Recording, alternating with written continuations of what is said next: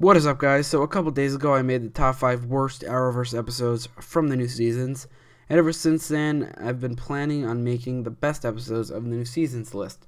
And this season of the Arrowverse has been pretty good for most of the shows so far, and the good far outweighs the bad when it comes to the episodes. It was much harder narrowing down this list compared to the worst list because there were a lot more good episodes than there were bad episodes. I initially wanted to do top 10 episodes, but it turns out I couldn't. There was just no way I could. The video would have been way too long. But with all that in mind, this video is I'm gonna be going over the top 5 best Arrowverse episodes from the new season, starting with number 5. Oh, and by the way, I'm not including any of the Crisis on Earth X episodes just because if I did include it, it would just basically take over the entire list. The list would be mostly crossover episodes, which is why I didn't include it, just because I wanted the list to be more diverse and interesting. But with that in mind, let's start the list with number 5. I need you to help me find my son. Your boy was snooping around some not so nice guys. Where is my son? The situation is complicated. Trust me on this one. Don't make this man angry.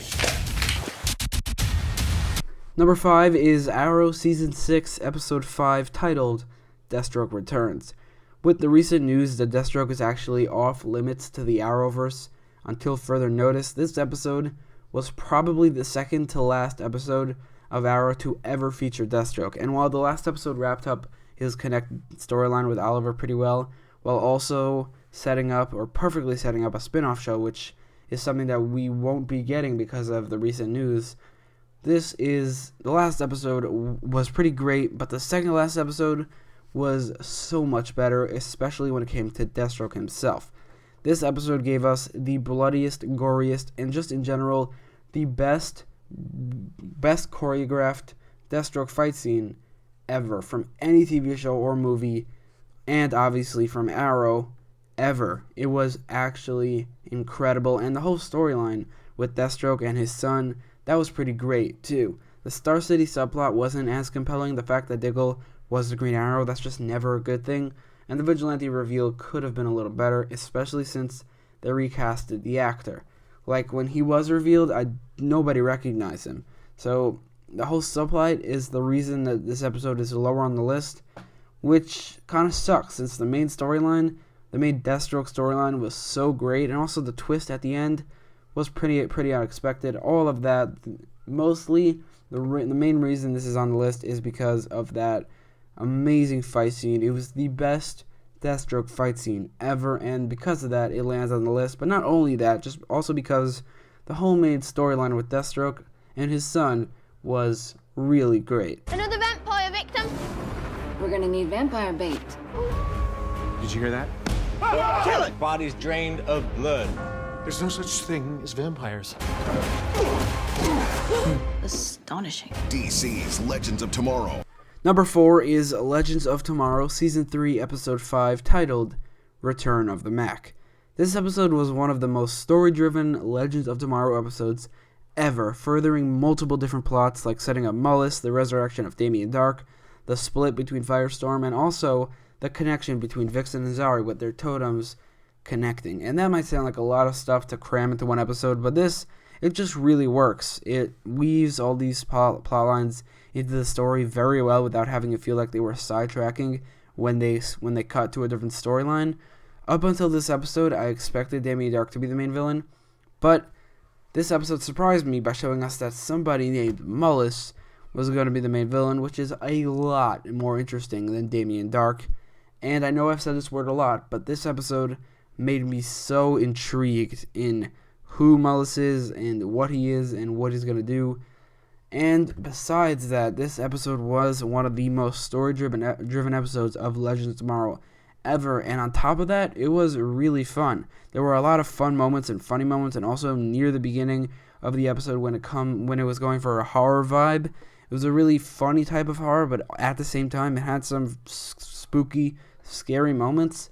So the fact that this episode was fun, funny, story-driven, and also made me more interested in the season in general and who the main villain is, because of all that, it lands on the list. You were on the news last night wearing the outfit of a known criminal. Ladies and gentlemen, I am not the Green Arrow. My best friend is under a microscope by everyone in this city and the FBI. I'm not the man you think I am. I'll find it. Number 3 is Arrow Season 6, Episode 2, titled Tribute. This episode started off with a bang, with the biggest and best Batman reference in Arrowverse history, with Oliver name-dropping Bruce Wayne, it was amazing.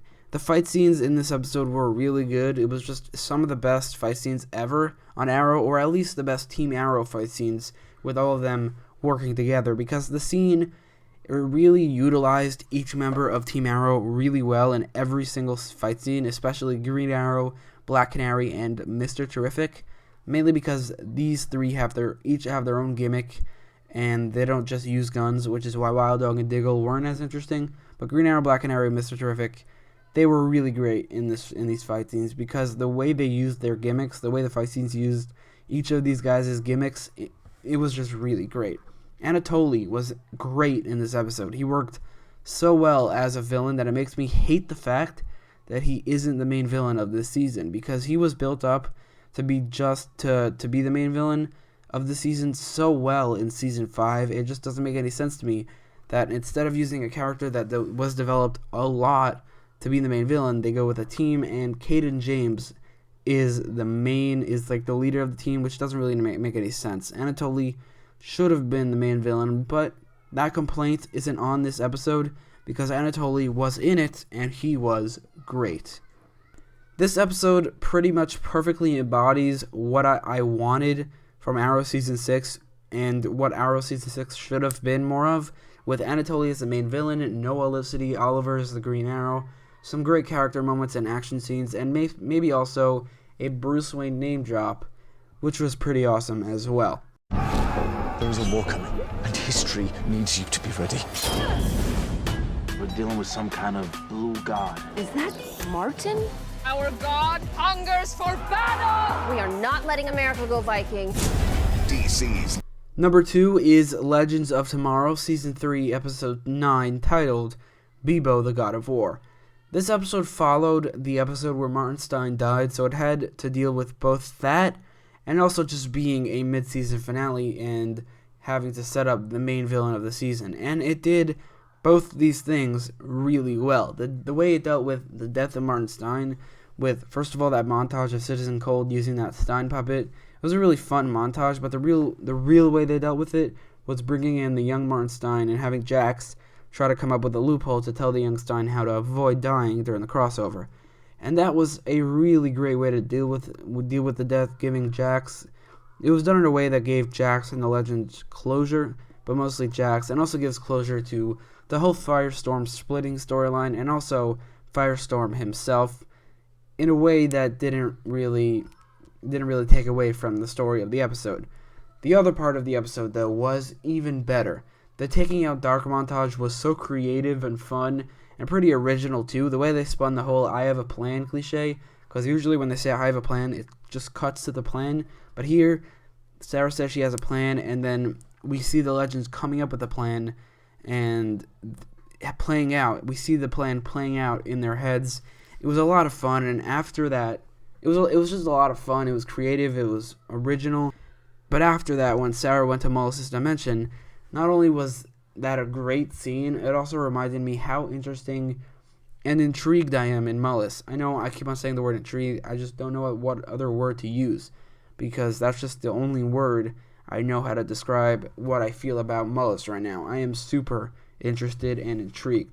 And to top this all off, Constantine comes back at the end, when we haven't seen him since Season 4 of Arrow. That's over 2 years. All of this puts this episode at number 2 on the list. This guy, he feels more dangerous than all the others combined.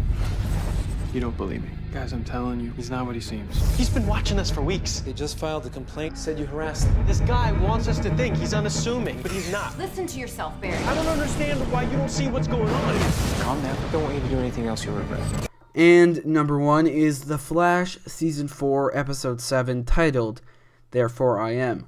This episode was basically perfect, except for the slight lack of humor and action. And I say slight because there was some humor, but there could have been a little more. And the action, despite the lack of it, didn't really bother me. You don't have to have action in every single episode. Maybe on Arrow you do, but not on The Flash.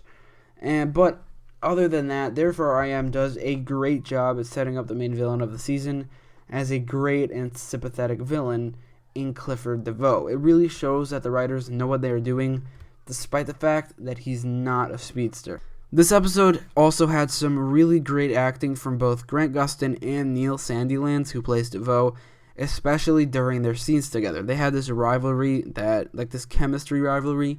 They really bounced off each other, just like as opposing figures.